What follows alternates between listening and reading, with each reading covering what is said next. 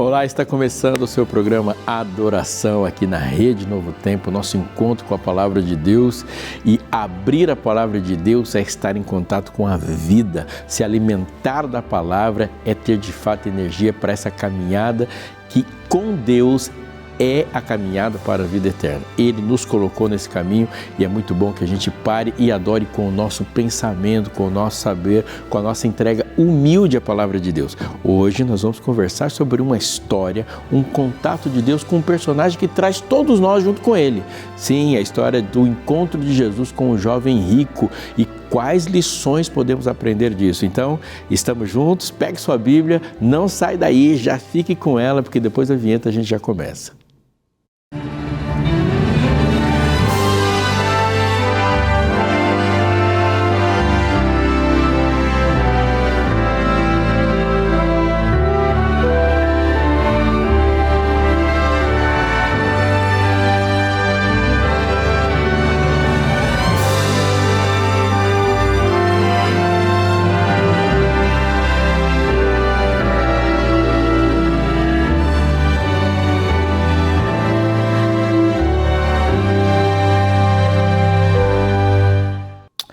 O texto de Oséias, capítulo 6, verso 3 diz: conheçamos e prossigamos em conhecer o Senhor. Ele diz que como a alva será a sua vinda, como chuva será a sua vinda, como chuva serôdia que rega a terra. Conhecer, prosseguir conhecendo. O agente de comunicação do céu com a terra, de vida do céu com a terra, essa terceira pessoa da Trindade chamada de Espírito Santo. Ele é a mente de Deus colocada para o ser humano. É o Espírito Santo que é o agente comunicacional na mente do profeta. Portanto, a Bíblia veio porque homens santos falaram da parte de Deus movidos pelo Espírito Santo. É o Espírito Santo que comunica e intercede por nós com gemidos inexprimíveis porque não sabemos orar como convém. E aquele que conhece a mente do Espírito é que intercede pelos santos, ou seja, essa comunicação da terra para o céu, a gente só faz também com a intercessão do Espírito Santo, mandando a oração para Jesus que nos intercede junto ao Pai. A relação de desenvolvimento mental, o mesmo Espírito testifica ao nosso Espírito que somos filhos de Deus, depende do Espírito Santo. Não saber sobre a obra e a ação do Espírito Santo nos coloca em prejuízo espiritual e, obviamente, por consequência, um prejuízo na vida, porque dependemos totalmente dessa ação e a gente precisa saber qual promessa de fato foi feita para que a gente reclame e se coloque na promessa. Te convenci? Deveria, viu? Porque saber sobre o Espírito Santo, estudar sobre o Espírito Santo e conhecer Jesus por meio do Espírito Santo, ele é elementar. Muita gente por aí está muito confusa, criando teorias confusas, se prejudicando e prejudicando muita gente, porque essa questão do Espírito Santo, tem muita gente falhando, entrando na igreja errada, procurando salvação no mapa errado, batendo e procurando salvação e redenção na porta errada, porque não conhece sobre o Espírito Santo. Olha aqui, o Espírito Santo, o Deus dos bastidores, é um material que eu recomendo fortemente, porque primeiro, tem resposta mesmo, é um estudo mesmo. Eu estou abrindo aqui só para te dizer a quantidade de páginas de estudo que você tem aqui. E eu abrindo aqui na penúltima página, 97 páginas. Não gosto de muito material. É um material fantástico, uma excelente diagramação com exercícios práticos. Veja, perguntas contundentes, um guia de leitura e de compreensão extremamente didático e com um conteúdo invejável que a gente não acha tão facilmente em qualquer outro lugar. Foi feito com carinho para você e esse material, esse texto, esse guia de estudos, essa revista chega até você sem custo. Então peça ela. Faça isso agora mesmo, você não vai perder nem o programa que você está assistindo, é só pegar o WhatsApp aí, ó, o seu celular que está do seu lado e mandar uma mensagem para a gente, 12 98244 4449, 12 98244 4449. Se quiser ligar para a gente, o nosso telefone também é 12 21 27 3121, 21 27 3121. Repito, é sem custo, tá? Nem o envio. Manda e você vai ter essa revista aí na sua casa. Algumas das coisas que eu vou falar no programa de hoje estão baseadas em textos daqui. Já foi pago pelos Anjos da Esperança, você vai receber e é de grande, grande benefício. Minha Bíblia está aqui. Eu quero meditar com você, conforme eu falei, sobre um encontro de Jesus com o ser humano que nos representa. Sim, e é por isso que eu preciso, junto com você, pedir a iluminação do Espírito Santo. Você pode me acompanhar nessa oração? Querido Deus, aqui estamos para te pedir que seja o nosso guia por meio da tua palavra. Nos dá, Senhor, um coração humilde para te ouvir, te aceitar, te entender, te louvar.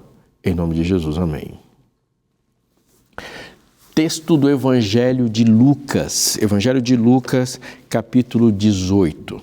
E no Evangelho de Lucas, capítulo 18, uma história começa assim. Certo homem de destaque perguntou a Jesus: Bom mestre, que farei para herdar a vida eterna? Jesus respondeu: Por que me chamas de bom? Ninguém é bom a não ser um que é Deus. Você conhece os mandamentos. Não cometa adultério, não mate, não furte, não dê falso testemunho, honre seu pai e sua mãe. Então o homem disse: Tudo isso tenho observado desde a minha juventude. Ouvindo isso, Jesus lhe disse: Uma coisa ainda falta a você. Venda tudo que tem, dê o dinheiro aos pobres e você terá um tesouro nos céus. Depois disso, vem e siga-me. Mas ouvindo ele essas palavras, ficou muito triste, porque era riquíssimo. Esse texto traz à superfície para a gente, primeiramente, outros textos e outros encontros. Ele traz assim uma síntese, porque aquele jovem, quando encontra com Deus, ele está reproduzindo algumas ideias que aparecem em outros momentos da Bíblia. No capítulo 3 do livro de João, Jesus vai encontrar com um grande homem também, um homem de destaque, rico e sábio. Se relaciona de alguma forma com o jovem rico, esse homem é Nicodemos. O texto diz que Nicodemos foi de noite, teve um encontro com Jesus e da mesma forma que o jovem rico, ele começa a falar com Jesus a partir de uma saudação. E ele diz assim: Mestre, Rabi. Sabemos que é mestre vindo da parte de Deus porque ninguém pode fazer os sinais que tu fazes se Deus não estiver com ele. Ao que Jesus respondeu: Quem não nascer de novo não pode ver o reino. Jesus deflagra para ele uma certa cegueira que ele classifica como leitura. Ele chega cego, mas crendo que está tendo uma análise profunda das coisas. Aqui também acontece, ele chega e chama Jesus de bom. E olha como que começa o texto, presta atenção, se você não prestou atenção. Ele fala: Bom mestre, que farei para dar a vida eterna? Agora, aqui a resposta de Jesus é para ele, para você e para mim. Porque, veja, nós temos uma tendência a querer elogiar Jesus de alguma forma, colocando-o numa posição em que fala assim: Senhor, te louvei. Mas louvar, bem dizer e elogiar não é a mesma coisa. E eu queria te chamar a atenção para uma reflexão aqui. Quando nós pensamos em elogio, um elogio não deixa de ser uma avaliação. Sim, você encontrou, foi lá, mandou lavar seu carro. Quando voltou e viu seu carro todo limpinho, você olha, bate o olho no carro, avalia e viu que está tudo bonito, os pneus estão com pretinho, o carro está polido, o banco está todo aspirado e você fala para ele: você é muito bom, ficou bom, você é excelente. Uma pessoa te ajudou na sua casa. E agora você olha para o que ela fez, por exemplo, num processo de limpeza ou qualquer outra coisa, uma pintura, um bom serviço, aquilo te satisfez e você elogia. Você recebeu uma comida bem feita, um bolo, um pão, um prato, sei lá, uma coisa que você gosta de comer e falou: ficou muito bom. O que isso tudo diz para a gente? Um elogio é uma avaliação e ele é dado uma nota dessa avaliação. Ou seja, toda pessoa que elogia, ela está em um ponto de superioridade ao elogiado. Só pessoas que entendem essa ou absorvem essa superioridade podem fazer elogios. Você olha para alguém e falou assim: cara, ficou bom. Ou sabe que um elogio que vai aparecer às vezes um pouco mascarado é quando a gente fala assim: genial essa frase. Não é assim? Ou fala assim: muito bom o que você disse. Em outras palavras, pode ser assim: você disse exatamente o que eu falaria. Por que a gente fala genial essa frase? Muito bom. Porque é uma frase que você concorda. A gente não fala genial, muito bom, parabéns pelo que você disse para frases inteligentes das quais a gente não concorda. Tá, agora volta um pouquinho para o jovem rico. Bom mestre, Jesus devolve para ele e fala: você está me avaliando? Não. Não há bom que não seja Deus. Você não me elogia me chamando de mestre. Você deve se submeter à minha voz, ao meu comando, porque eu sou Deus. Não há nenhum bom que não seja Deus. A mesma resposta que ele deu para Nicodemos. Falou: Nicodemos, você me chamou de mestre achando que você me colocou numa posição acima. Você não me colocou, você me rebaixou. Eu sou o criador de todos os mestres. Sim, Jesus é o mestre, mas ele é o mestre dos mestres. Toda pessoa que ensina só pode estar ensinando uma coisa válida se aquilo saiu da boca de Jesus. Então, esse encontro, ele já diz para a gente alguma coisa. Vai chegar para conversar com Deus? Chega na humildade. Vai chegar para conversar com Deus, saiba de que Ele não é só apenas o Criador da palavra, o Criador da lógica, como Ele é o Criador do seu coração, Ele é o Criador do seu ouvido, Ele é o seu Criador. Ele é alguém compassível, amável, justo, puro, carinhoso e tem todo cuidado para conosco. Mas Ele é o Rei do Universo. Ele tem poder sobre o que ele está falando. Jesus já diz assim, vamos colocar as conversas num termo. Que farei para dar a vida eterna? Quem concede a vida eterna sou eu. Então você tem que fazer o que eu falar, não o que eu descobri. Nós não podemos falar que Deus ama tanto a ponto de ser alguém que conseguiu chegar num nível em Jesus que é um Deus de amor. Deus não conseguiu ser o que Ele é. Deus é o amor. Ele não é alguém que conseguiu vencer todas as barreiras a ponto de amar. Agora continue a conversa. Ninguém é bom a não ser Deus. Se você conhece os mandamentos, chama atenção, porque agora aqui tem um desafio. Justificados, pois, mediante a fé, temos paz com Deus por meio de nosso Senhor Jesus Cristo. Nós somos salvos pela justiça que vem da fé. É a graça misericordiosa de Deus que nos justifica. Ninguém será justificado pelas obras da lei, porque pela lei veio o pleno conhecimento do pecado. A lei não tem função salvífica. Isso é muito importante. Não importa quantos mandamentos você guarde, qual é a sua fidelidade aos mandamentos, e repito, e digo, e enfatizo, Deus não deu mandamentos para serem quebrados. Os mandamentos devem ser guardados. Salmo 105 fala que Salmo 119 diz que os mandamentos devem ser guardados à risca. Sim, isso não significa que fidelidade aos mandamentos produz salvação. Você pode, repito, guardar todos os mandamentos e deve guardar todos os mandamentos, mas não acho que isso está causando sua salvação. A salvação causa obediência. A salvação produz obediência e fidelidade aos mandamentos. Portanto, as pessoas que guardam mandamentos porque já amam e porque já experimentaram a salvação. Aí vem uma pergunta: mestre, que farei para dar a vida eterna? E Jesus fala de mandamentos. Desafio não? Vamos enfrentar esse desafio. Vamos pensar o seguinte: a pergunta do rapaz, ela não é uma pergunta assim que a gente pode ignorar, que ela está trazendo coisas ocultas. Porque, primeiro, você já recebeu alguma coisa dos seus pais? Você tem compreensão do que é uma herança? Todos nós temos uma compreensão básica do que é uma herança. Ninguém conquista uma herança. O que você faz para ter uma herança? Nada. O que uma herança é? A herança é a conquista de outro que é passada para alguém por consanguinidade ou por adoção. Ou seja, o herdeiro não é um conquistador. Você não faz algo para ter uma herança. Ele diz, o que farei para herdar? Não faz. Se ele faz uma pergunta, o que farei para herdar? Essa pergunta está escondendo algo que está no pensamento dele.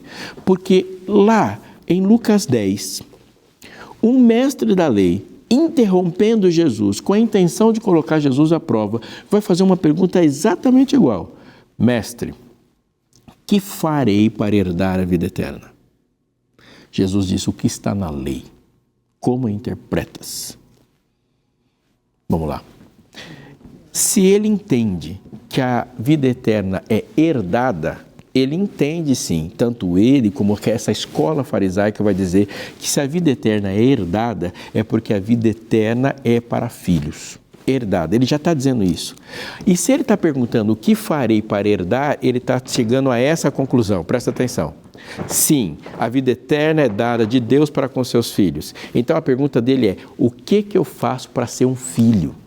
Ele não está perguntando sobre a vida eterna, ele está perguntando sobre a adoção. O que eu faço para entrar nesse campo de ser filho de Deus?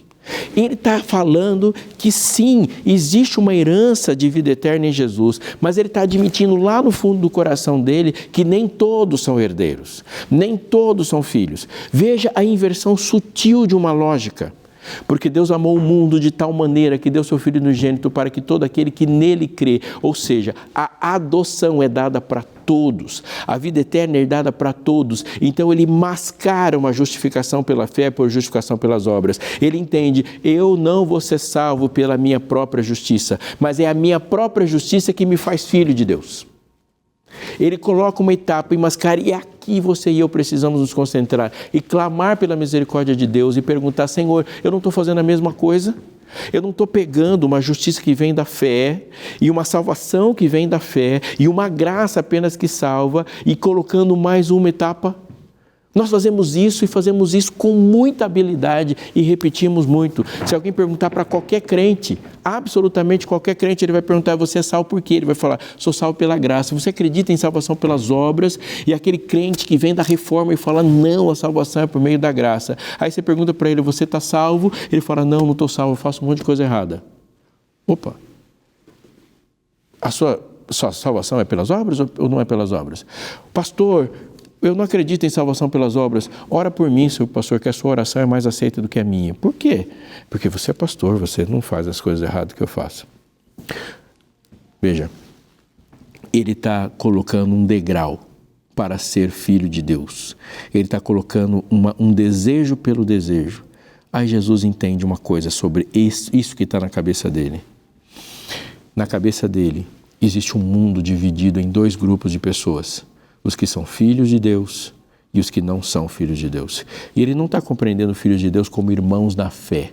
Ele está compreendendo quem é filho de Deus, que não é a partir de outro critério que Jesus vai trazer para a superfície. Ele fala, guarde os mandamentos. Mas eu guardo os mandamentos. Por que você me chama de bom?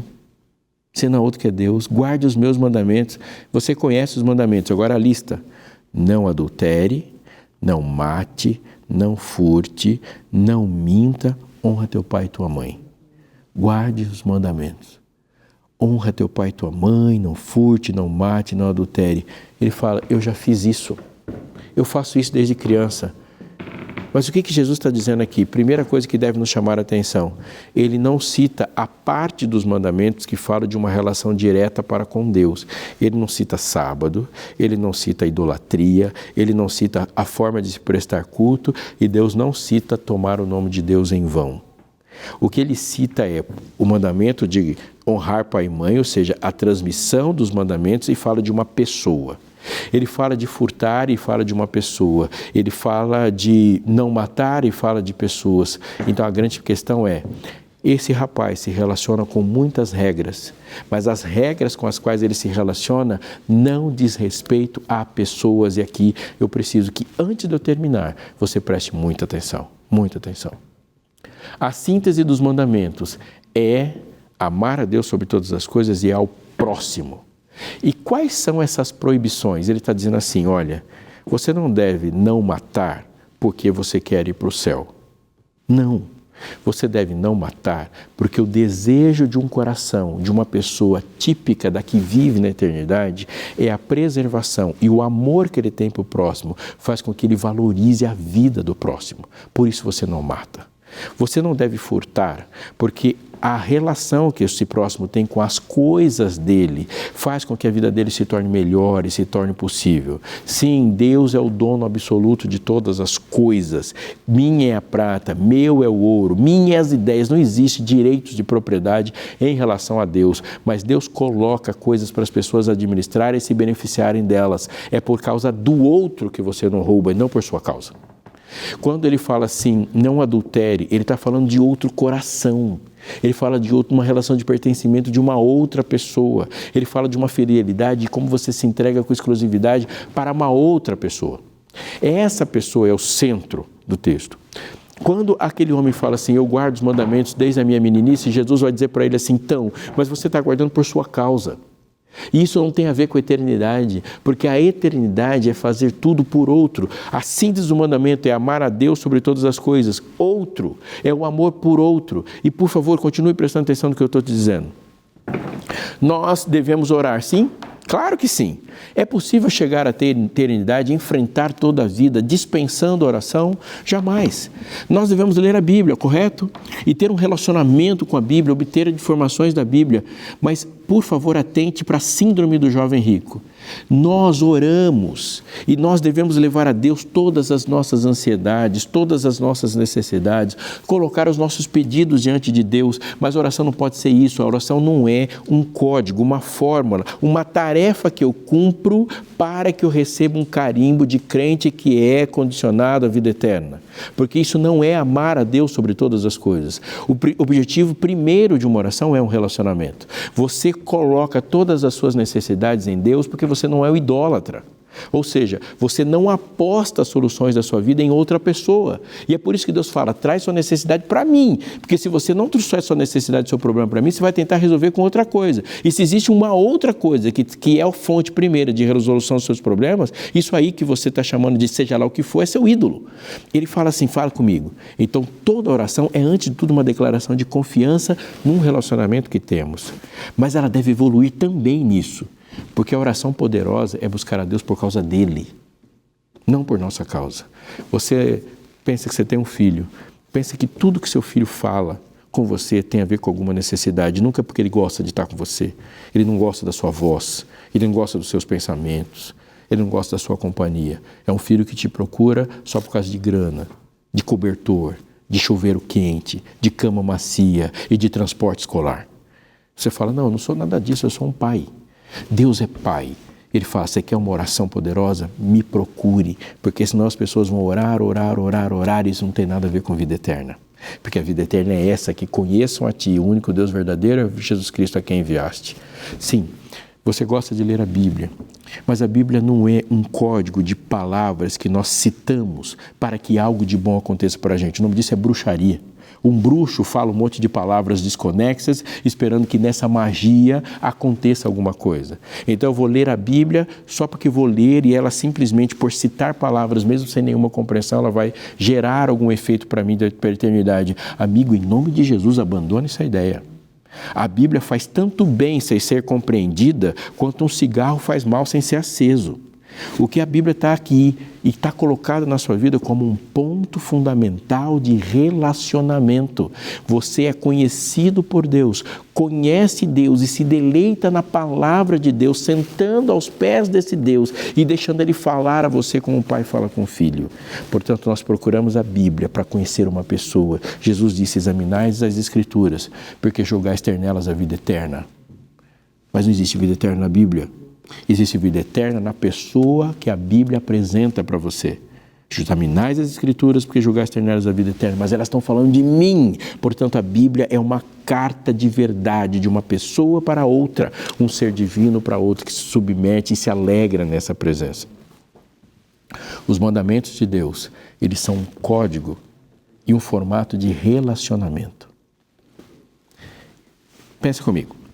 Se você pegar um vaso que tem uma terra bem adubada, que está na temperatura correta, a nutrição correta ali naquele ambiente, pode ser um vaso, pode ser qualquer outro lugar para ser plantado. Ele está sobre a sombra correta ou sobre o sol correto, a terra ali está fértil.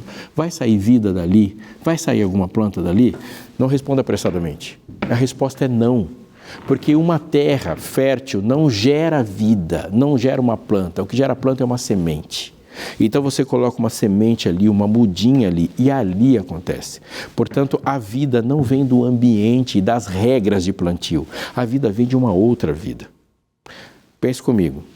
Se você pegar essa vida que veio de uma planta, que veio de uma semente, e colocar ela em um outro lugar, que não é o ambiente adequado, uma terra sem nutrição, com sol excessivo, ou com água em excesso, ou com ausência de água, ou com sombra, ou com a temperatura inadequada, o que vai acontecer com aquela planta? Ela morre.